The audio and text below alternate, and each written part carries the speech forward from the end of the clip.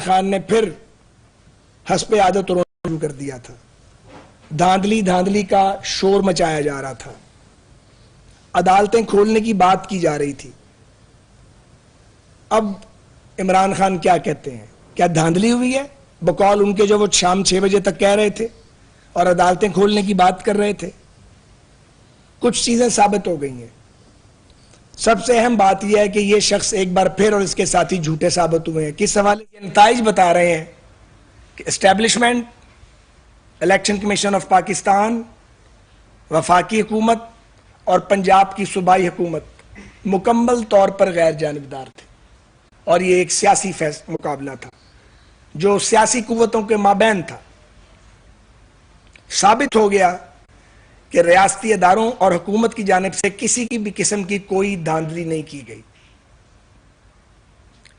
اہم ترین بات یہ ہے کہ ہمارا مقابلہ بڑھی ہوئی آئل پرائسز کے ساتھ تھا. ہمارا مقابلہ مہنگائی کے ساتھ تھا. اور جب ہماری قیادت اور اس مخلوط حکومت کے قائدین اور جماعتیں یہ سوچ رہے تھے اور یہ سوال ان کے سامنے آیا کہ پیٹرولیم مصنوعات کی قیمتیں بڑھا کے ملک کو اور عالمی مالیاتی اداروں سے معاہدے کر کے دیوالیہ پن سے بچانا ہے یا بھاگنا ہے، تو بھاگنے کا راستہ موجود تھا. اور یہ بات آج ہم پہلی بار نہیں کہہ رہے، ہم پہلے بھی کہہ چکے ہیں. مگر تمام جو حکمران اتحاد کی جماعتیں ہیں ان کے قائدین نے کہا بھاگنا نہیں ہے. سیاست اوپر نیچے ہو سکتی ہے لیکن پاکستان کا مفاد سب سے مقدم ہے. اور اسی بنیاد پر اس مخلوط حکومت نے مشکل اور سخت فیصلے کیے اور عمران خان کے گناہوں کا بوجھ اپنے سر پہ اٹھایا. اگر ہم یہ بوجھ نہ اٹھاتے تو کون اٹھاتا؟ الیکشن میں جاتے تو کیئر ٹیکرز آتے، اور کیئر ٹیکرز کے ساتھ آئی ایم ایف سمیت دنیا کا کوئی ملک معاہدہ نہیں کرتا، کوئی ان سے بات بھی نہیں کرتا. سو ہم نے اپنی سیاست کو داؤ پہ لگائی اور اپنے ملک کو دیوالیہ ہونے سے بچایا، جو عمران خان کر گیا تھا اور صرف اس کا ڈیکلریشن باقی تھا. اس لیے ہمیں کوئی ریگریٹ نہیں ہے. ہم تو 19 سیٹیں بھی ہمیں یاد ہیں اور اس کے بعد بھی ہماری حکومتیں بنتی رہی ہیں.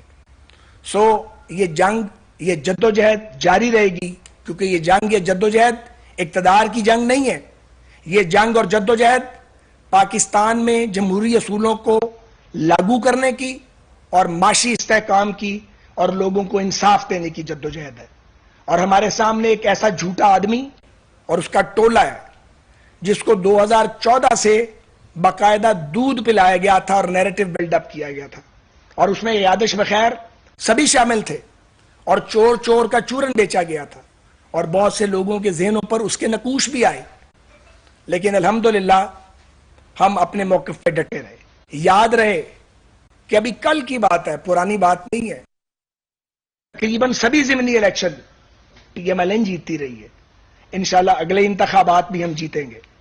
مجھے یہ کہنا ہے کہ پی ایم ایل این اور ہمارے ساتھی انشاءاللہ ہم کم بیک کریں گے. اگلی حکمت عملی اور لائے عمل کا فیصلہ انشاءاللہ جلد ہوگا. مقابلہ جاری رہے گا. اتحادیوں کا اجلاس بلایا جا رہا ہے. اتحادی جماعتوں کے سربراہان اور قائدین تشریف لائیں گے کل شام یا پرسوں انشاءاللہ تعالی، اور وہاں مشاورت ہوگی، اور پھر مشاورت کے بعد اگلے لائے عمل کا اور اگلے مراحل کا اعلان کیا جائے گا. اس وقت جو نتائج ہمارے پاس آئے ہیں اس کے مطابق ہاں ایک بات جو سب سے اہم ہے، یہ نشستیں کس کی تھیں؟ یہ پی ایم ایل این کی نشستیں نہیں تھیں. ان 20 نشستوں پہ پی ایم ایل این ہاری تھی یا ہروائی گئی تھی. ان نشستوں پہ پی ایم ایل این کے مخالف جیتے تھے، پی ٹی آئی یا بعض انڈیپینڈنٹ کینڈیڈیٹ تھے. تو ہم نے جو سیٹیں حاصل کی ہیں 4 سیٹیں، اور وہ چاروں سیٹیں ہم نے وہ ہیں جو ہاری ہوئی تھیں اور جیت لی ہیں ہم نے. میں یہ دعویٰ پھر بھی نہیں کر رہا کہ ہمیں کوئی بہت بڑی فتح حاصل ہوئی ہے، مگر ہم نے اپنی کوئی سیٹ الحمدللہ لوز نہیں کی. اور اسی طرح راولپنڈی کی سیٹ پہ رزلٹس کو روکا گیا ہے، ان کو اناؤنس کیا جانا چاہیے. وہاں پہ پی ٹی آئی کے لوگ بیٹھے ہوئے ہیں اور کوشش کر رہے ہیں کہ وہ نتائج اناؤنس نہ کیے جائیں. تو پولیٹیکل سٹرگل بھی جاری رہے گی. اہم ترین سوال یہ ہے کہ پاکستان میں سیاسی کشمکش اگر جاری رہتی ہے تو پھر پاکستان کی جو معاشی بحالی کا پروگرام ہے اس کا کیا بنے گا.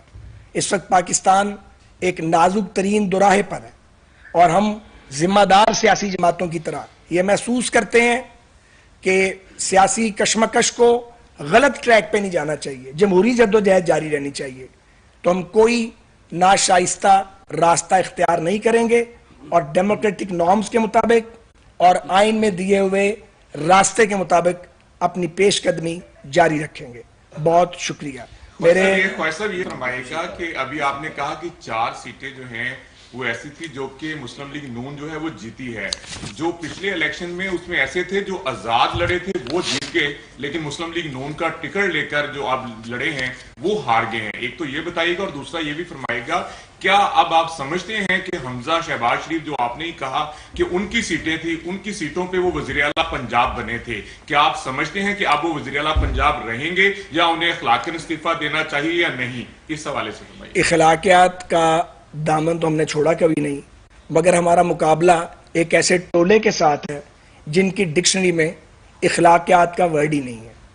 تو چائے کے کپ کے لبوں تک آنے میں ابھی کچھ وقت باقی ہے, اس لیے کچھ چیزوں کا انتظار فرمائیے. صاحب ایک بات بتائیے گا, آپ نے الزام دیا ہے پیٹرول کو اور مہنگائی کو. یہ جو الیکشن ہے آپ کے وہ کینڈیڈیٹ جو کہ اسٹرگل کرتے رہے ہیں نون لیگ کے لیے اور انہی حلقوں میں تھے, اس شکست میں ان کا رول نہیں ہے کہ انہوں نے اتنا ساتھ نہیں دیا.